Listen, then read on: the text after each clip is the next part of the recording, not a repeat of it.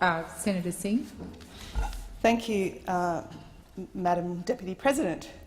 I rise to speak on the new attack on multicultural Australia by Senator Cory Bernardi and his renegade Conservative allies, including 3 Tasmanian Liberal senators led by Eric Abetz, who today have signed a motion to put up by Senator Cory Bernardi to water down protections from hate speech contained in Australia's Racial Discrimination Act. The protections against offensive, insulting, humiliating and intimidating hate speech have been a feature of Australian law for more than 20 years, since the Keating Labor government introduced the changes in 1994.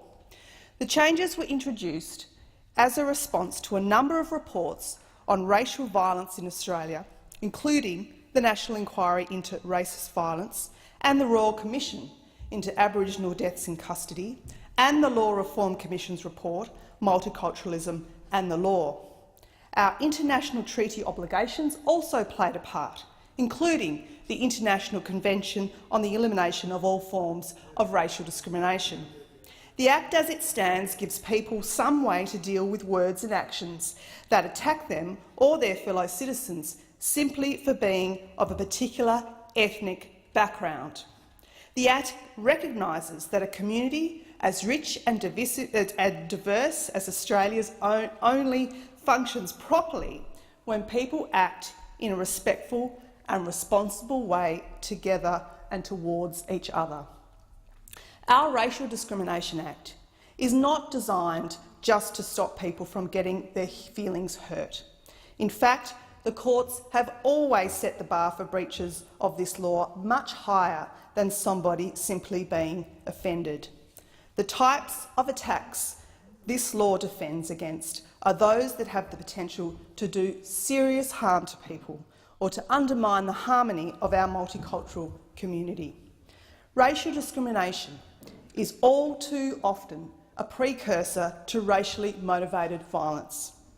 Even when violence is not involved, a lifetime of racial abuse without any means of redress can cause terrible trauma. Either way, these examples that reasonable Australians understand have no place in a community based on equality. But on the opening of the 45th Parliament, it seems the only thing Senator Bernardi and Senator Abetz can come up with, particularly Senator Abetz in representing Tasmania, is this regressive move to water down an act that is working just fine.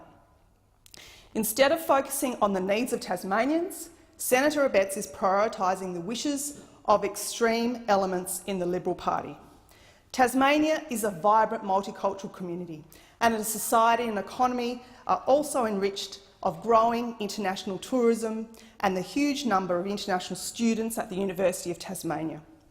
So I ask Senator Abetz, what is it that he wants to say but cannot currently say under the existing Racial Discrimination Act? And what is Prime Minister Malcolm Turnbull going to do about these renegade Conservatives who seem to be running the Liberal Party?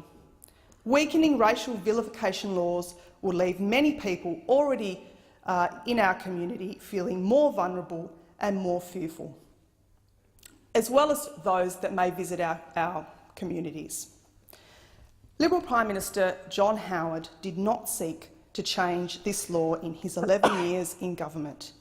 Then why would Malcolm Turnbull allow his renegade Liberal Conservatives to do so now?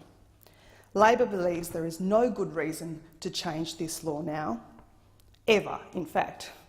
The Australian community and Labor stood up to Prime Minister Tony Abbott last time the coalition launched an attack on protections against race hate speech, and it will do so again. It will always stand up for migrants and refugee communities and stand against any attacks on our current protections from hate speech. So I call on Prime Minister Malcolm Turnbull to rein in his renegade Conservative colleagues and make sure he stands firm on the commitment that he's made in recent days that he will not introduce changes to the Racial Discrimination Act in this country for the sake of our vibrant multicultural communities. Senator Singh, your time has expired.